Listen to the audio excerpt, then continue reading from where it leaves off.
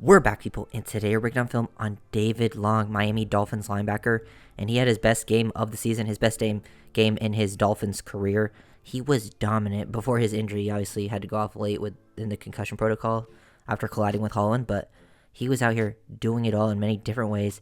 You could just see him just being physical, dominate at the point of attack versus the tight end. We saw him playing so aggressive, high energy, bringing it as a blitzer. He's shooting gaps when he gets the opportunity. He was doing a great job of stacking and tracking. Just so many different ways. I feel like him and Baker worked so much better in tandem. The whole front seven was super physical. That was a narrative I saw, that the Dolphins were just getting out physicaled in the trenches on both sides of the ball. The defensive front did not get out physicaled against one of the most physical lines in the league. They actually played very, very well, I think, especially versus the run. The O-line got out physicaled a bit, but I feel like that's, with three backup offensive linemen, I feel like every team's going to get bullied versus the Eagles front. So I just feel like that whole narrative is, a little overblown. So is the fraud thing. People need to stop overreacting to every loss. Look at other teams in the league losing to bad teams, but is what it is. But David Long, just recognizing plays. Eagles running some split zone action, bringing the tight end across here, and he wants to, get down into this gap, get control of it, drops his shoulder into the tight end, power extension, and now this guy's coming right back into his cutback lane, Swift, and he just makes the play. Understanding gap responsibility, just not, taking yourself out of position. That was Long's biggest problem, is sometimes he gets so over aggressive to make plays, he can take himself out of position. Him and Baker were just so much better with their run fit responsibilities in this game. David Long just had a great sequence of plays here, next play, blitzing versus the pass, and just getting hands up. I love that. He was playing with higher energy than anyone. He's been a pretty effective blitzer this year, getting some sacks, but also just being instinctive, getting his pressures. He had a couple pressures here, and Hurts getting the ball out quickly right towards him as an unblocked blitzer, showing some, good awareness and instincts. Get your hands up, even while the guy's hooking you around. Long did get, held a couple times. You'll see the really bad one later, but it is what it is with the officiating. But I'm over it. Not really, but but David Long just playing out of his mind. Really liked what I saw as a blitzer this whole season. That's nothing really new, but I think his run game consistency was a lot higher in this Eagles game. And if that is the case for the rest of the season, I feel pretty good about the defense, because I feel like that's the key. I feel like you stop the run on early downs, get them into longer down and distances on third downs, either allow your pass rush to thrive. And then with the secondary, I'm not super worried. I think with them, it's just about health, and I think they should be getting pretty healthy back there in the next couple weeks.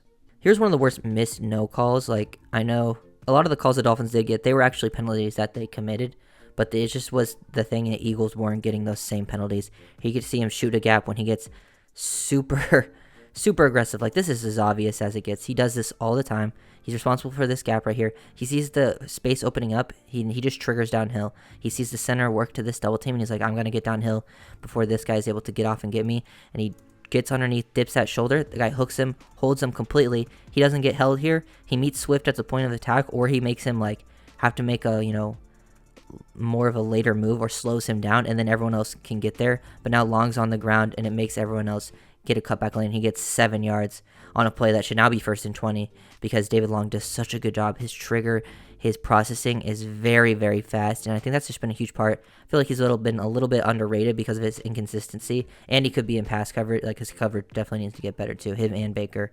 But I do love what I've seen out of him as a run defender overall, and especially in this game.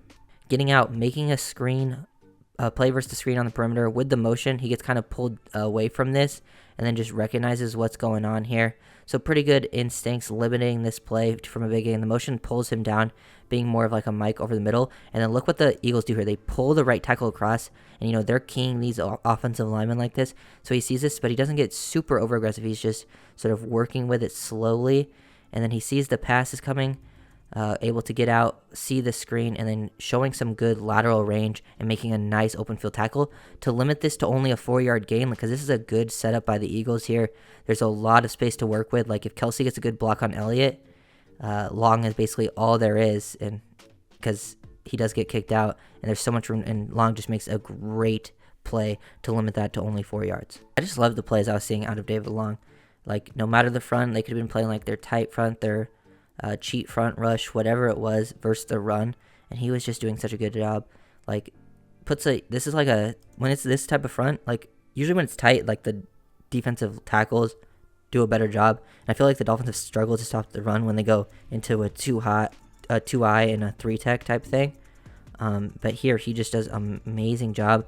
They're flowing outside zone, and he just doesn't like overcommit. He's staying gap discipline into this A gap, ready for it, because he's in charge of 2 gaps here. Long on this play, because like he's in charge here. That's a primary gap, primary gap, primary gap.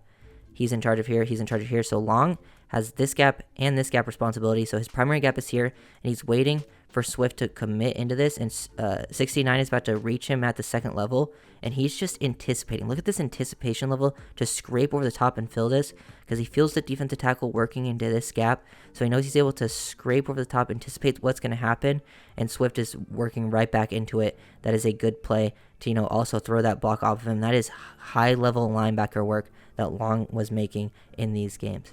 Even the plays where he didn't make exceptional plays, there was stuff good to take away from it. Like here we get to see Baker fill in and make a nice play. Like he's responsible here, and Long is trying to meet 69 at the point of the attack in open space, like just one-on-one versus a linebacker, and he's able to, at least toss him off. He kind of takes himself slightly out of position by doing that, but it allows Baker a lot of free roam to work with just because he took that O-lineman in at the point of attack. I like to see him at least being physical. It's not the best rep, understanding your responsibility wise, but it's a pretty nice rep to see him being physical at the point of attack. I think this play is also another good example of that. It's him just taking on blockers, getting downhill, and allowing Baker to be freed up again. And this is like a even better example. Him shooting downhill, getting one-on-one with the left tackle, looking like he's going to shoot into this gap, but then look at him recognize the pullers pulling to his side, so he knows the flow is going to come here. So he's able to get to the outside of 68, hit him with a club swim move, gets hooked around, and now 81, the tight end, is forced to meet him on. So he basically takes out 2 blockers on this play and allows Baker to just fill up nicely into that gap and limit that to a 1-yard gain. That is so much better of them working together. I feel like, they've taken that criticism, and if they can keep this up, at least at a slightly higher consistency, it will help out the defense so much. Love this play from David Long. Love the lateral play versus these gap scheme runs where he can just read the pullers, flow with it, and he doesn't have to, we've seen what he can do when he can shoot down, recognize runs, and make plays. But here you get to see him stack and track. Great play by pretty much the whole defensive run with their run fits. But just focusing on Long here, you can see him communicating. Look at the point. He feels this just based on this guy's stance that he's going to pull across. So he's ready for this run play to happen. And now he's just stacking and tracking, reading through to the mesh point now, sees the running back, stays over the top. He stays in phase with him. A slight, he probably could be a step behind just in case for a cutback, but he's reading this, go through the trash. Good job sifting through all of this trash. This is great instincts, great processing of run blocking schemes, and then coming through to make that tackle for only a 1-yard gain. That's a great job by the whole defense front, but for him to be the linebacker and basically be the first one to really square him up from this part of the field when he was aligned all the way over here is super, super impressive. Play the run breakdown for David Long. You gotta understand, he only played 37 snaps in this game before the injury.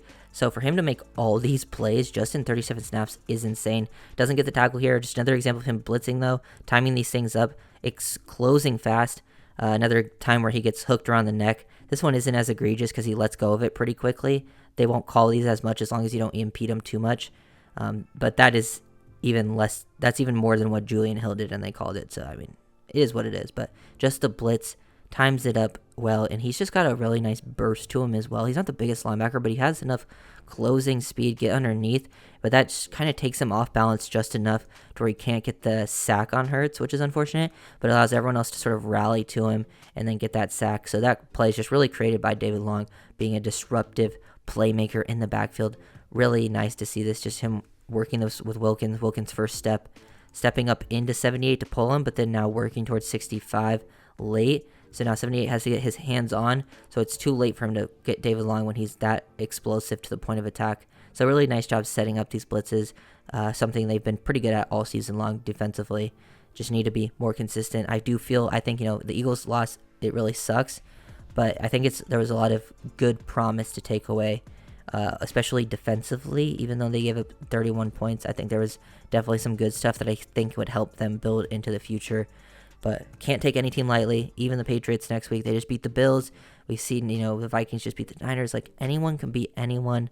It's in Miami. Take care of business, and then go to the Chiefs. As long as you beat the teams you're supposed to beat, that's a good thing. Every team loses to some team they're not supposed to beat every season. Every single team, even the top teams. and the Dolphins haven't done that yet. So that's actually a really nice sign. So if you guys enjoyed this video, make sure to like, comment, subscribe, and I will see you guys next time. Peace.